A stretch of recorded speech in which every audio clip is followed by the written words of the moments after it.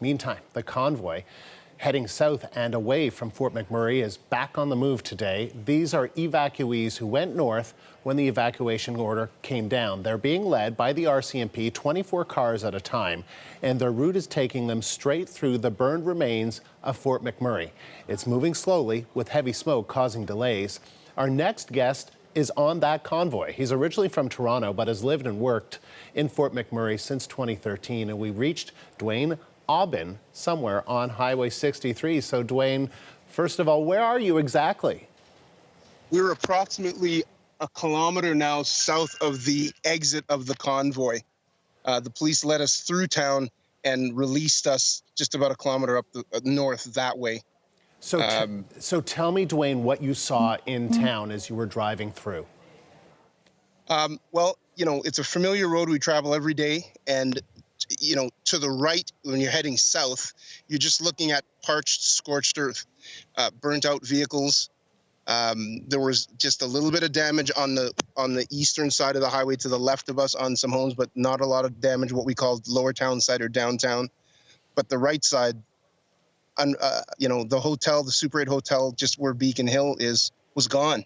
Completely gone. This is my friend Kizzy Sutton, who's traveling with me. And hello to you, and hello to the furry friend there with you. What was that like to see that? To see these places that you're both familiar with, to see them just gone? There's no words.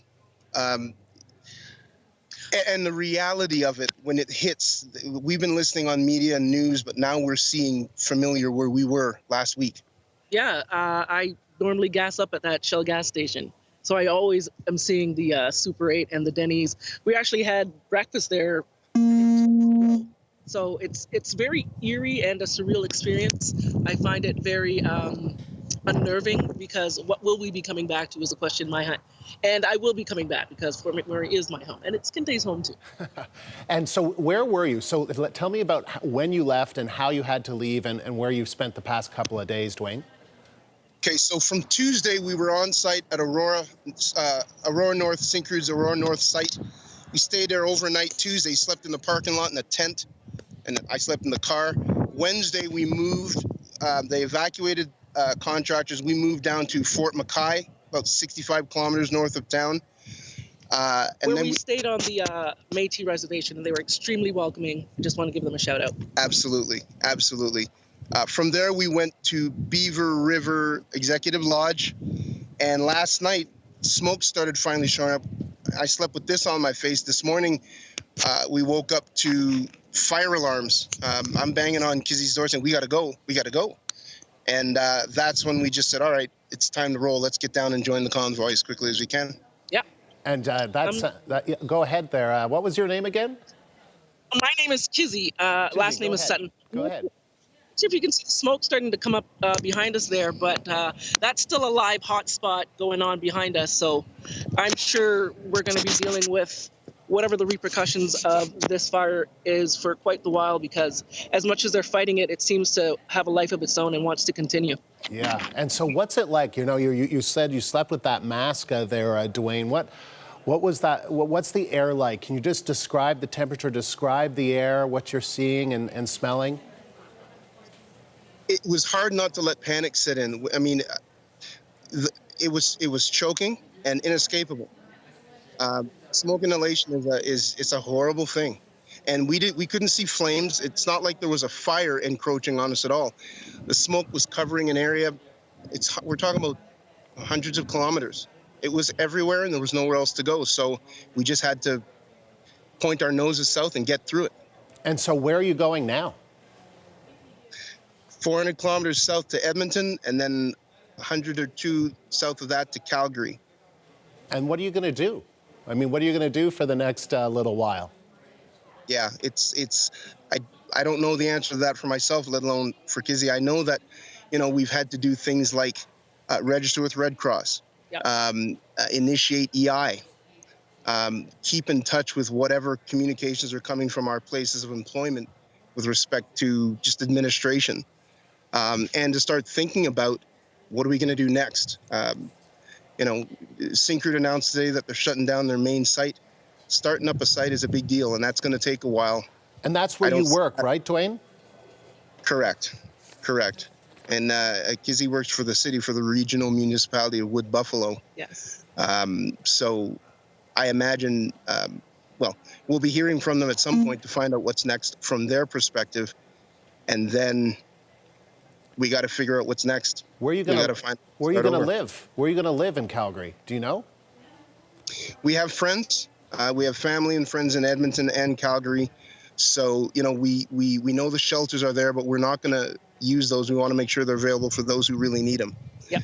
We do have some connections we can make down there, and just pull the resources together that we can and take the next step. This entire process since Tuesday has just been not even one day at a time, 1 minute at a time. I can't begin to list all the crazy things that have happened from step to step. You never know what's next. We have not known. So I will say this: this experience has definitely given me an opportunity to really understand and put myself in the mindset of a refugee that is possibly fleeing from a war-torn country, because we literally just went through an experience that I will not say is unlike that. Knowing that you only have what you literally had minutes to pack, run out the door, and you literally see the flames. Because I was in town when the mandatory evacuation came down, and the heat and the smell of smoke in the city was so stifling.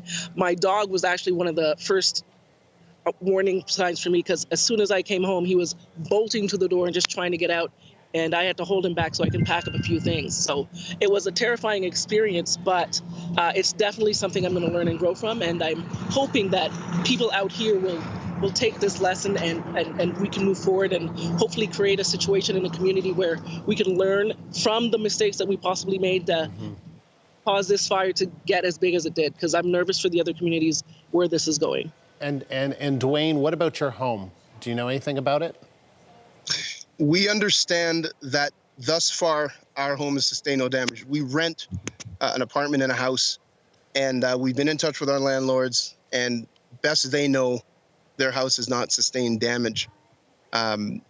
Yet. And the last question, Duane, how's that convoy going? Is it going smoothly? How has it been? Once we got, it was a lot of waiting, a lot of uncertainty, a lot of not knowing what was going on. They'd say, we're going to start, wait, we're going to start, wait. Once it finally got rolling, they went faster than I thought. We got our way through, and they've released us. And as you could tell, there hasn't been a lot of traffic behind us. We were towards the front of that convoy. Most of those vehicles have passed through. I guess they've had to hold them because there haven't been a lot of vehicles coming through. So there's going to continue to be people in line back there for some more to come. It was a pleasure speaking with you both, and as you live each minute at a time, just good to see the three of you safely on your way out of there, and we wish you the very best. Thank you very much. Thanks. Take care. You too. And that was Duane Aubin and a friend on the convoy somewhere on Highway 63 in Alberta.